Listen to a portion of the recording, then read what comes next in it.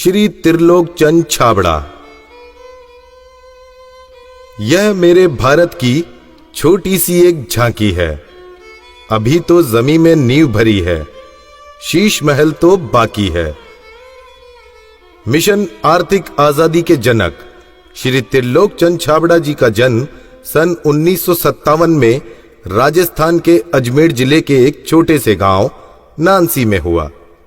पिता मोहनलाल जी गांव में एक छोटा सा जनरल स्टोर चलाते थे। माता धापू देवी गृहिणी थी।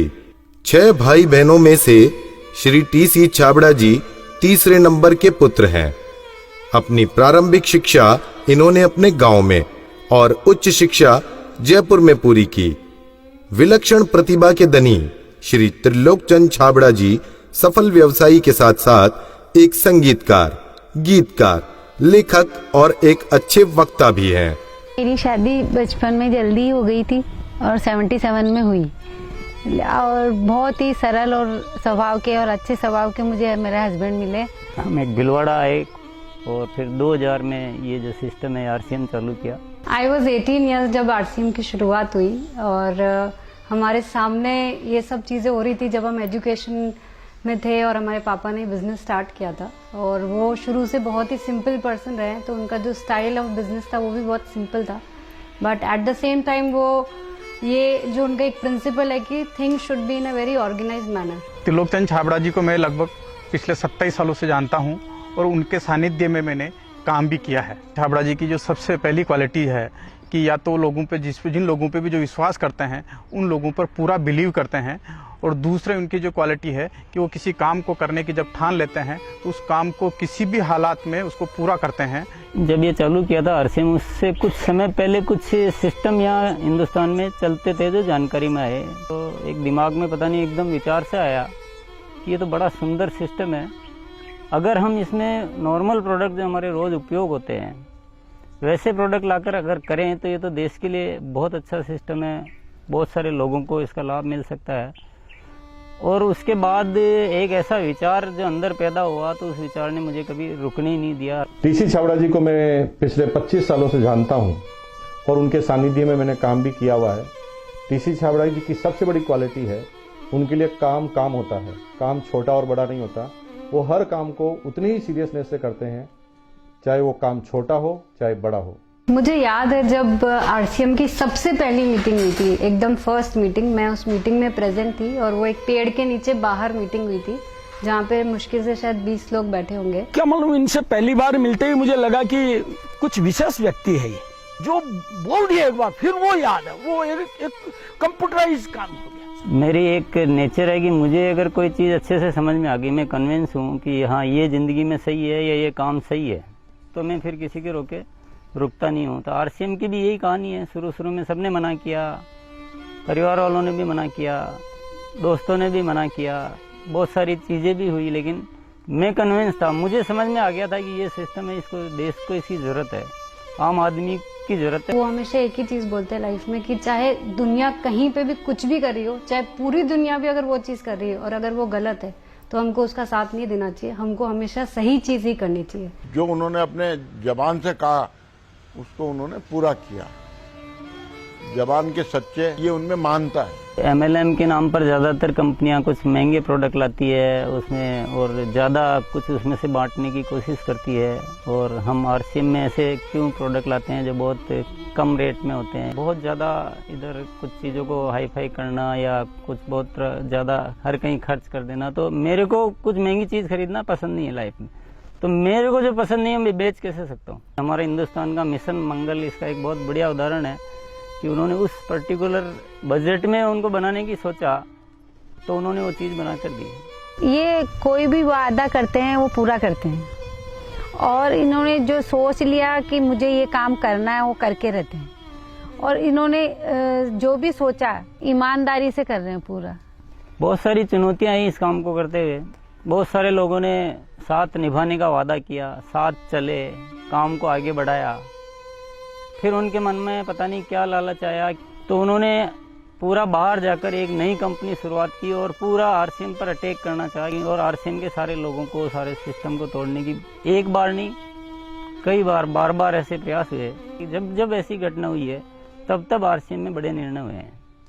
जो सामान्य गति से चल रहा था उसमें एक मजबूती आई, एक बड़े निर्णय लेने की ताकत आई कि अब तो इसको करके ही रहना है। वो बहुत कम बोलते हैं और बोलते हैं वो एकदम सत्य और सीमित मात्रा में।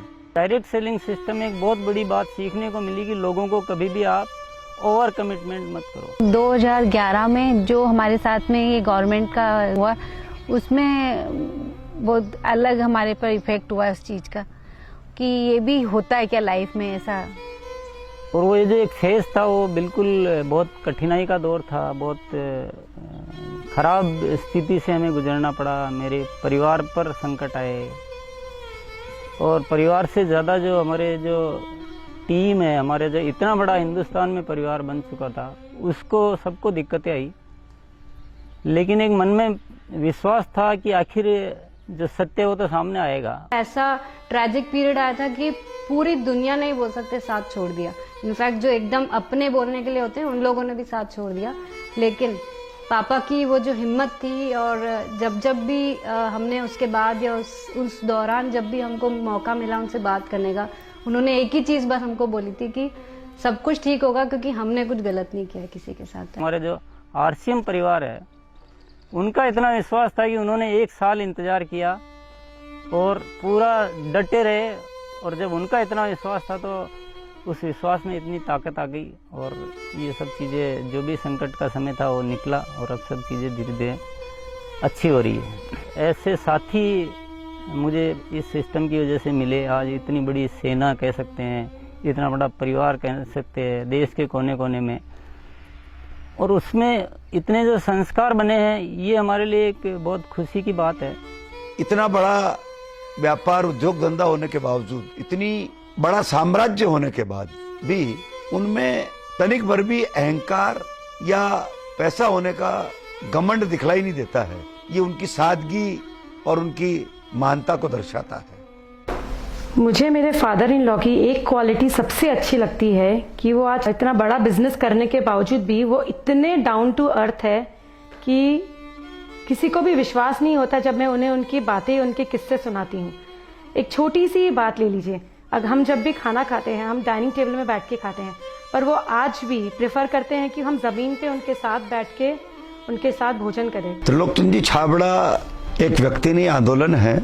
उनके जीवन में उन्होंने बहुत संघर्ष तो किया ही है, लेकिन सबसे बड़ी बात उनमें है सादगी और सच्चाई। आरसीएम की शुरुआत से ही मैं काम कर रहा हूं, और जब आरसीएम बिजनेस की शुरुआत हुई थी तो टीसी छाबड़ा जी की एक सोच थी कि दुनिया में जो कंपनियां आती है मल्टी लेवल मार्केटिंग में, वो बड़ी बड़ी और महंगे महंगे प्रोडक्ट लेकर आती है। और टीसी छाबड़ा जी की सोच थी कि मैं एक ऐसी कंपनी की स्थापना करूं जो इस तरह के प्रोडक्ट बनाए जो इंडियन रेट में हो, इंडियन कल्चर में हो, इंडियन मेंटालिटी को सूट करते हो, और आम आदमी उस बिजनेस को कर सके, आम आदमी अपने जीवन को बदल सके। 2016 में इसकी गाइडलाइन जारी की गई भारत सरकार द्वारा। उसके बाद से इसमें काफ़ी स्पष्टता आ चुकी है। उसके बाद हमने पूरे सिस्टम सेट किए, हमने पूरे टेक्नीशियंस सेट किए, हमने लेबोरेटरी सेट की, और इतना बड़ा सेटअप हो चुका है कि आज हमारे आरसीएम की प्रोडक्ट रेंज में करीब 400 प्रोडक्ट शामिल हो चुके हैं और आगे ये श्रृंखला चालू है। आरसीएम क्यों अपनी ओन मैन्युफैक्चरिंग इकाइयाँ स्थापित करता है या अपना सेटअप क्यों लगाता है, इसके पीछे जो मुख्य कारण है कि आरसीएम ने अपने प्रोडक्ट डेवलपमेंट में 4 कमिटमेंट कर रखे हैं कि ये चारों चीज़ें हमेशा रहेगी। पहली चीज़ है प्रोडक्ट उपयोगी होंगे, दूसरा स्वास्थ्य के लिए अच्छे होंगे, क्वालिटी नंबर 1 होगी और रेट बहुत रीजनेबल होगी।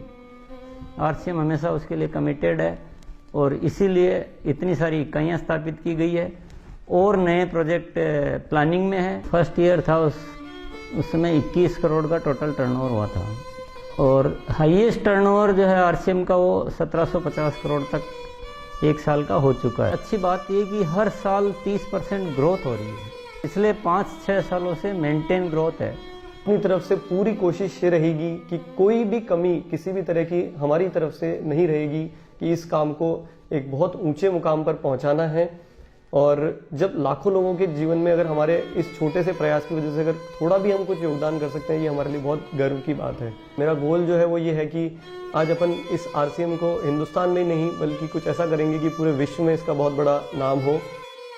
तो आइए सदी के इस महापुरुष, आर्थिक आजादी के जनक, लाखों लोगों के प्रेरणा स्रोत श्री त्रिलोक चंद जी छाबड़ा को हम सब खड़े होकर जोरदार तालियों की गड़गड़ाहट के साथ ओजस्वी उद्बोधन के लिए आमंत्रित करते हैं।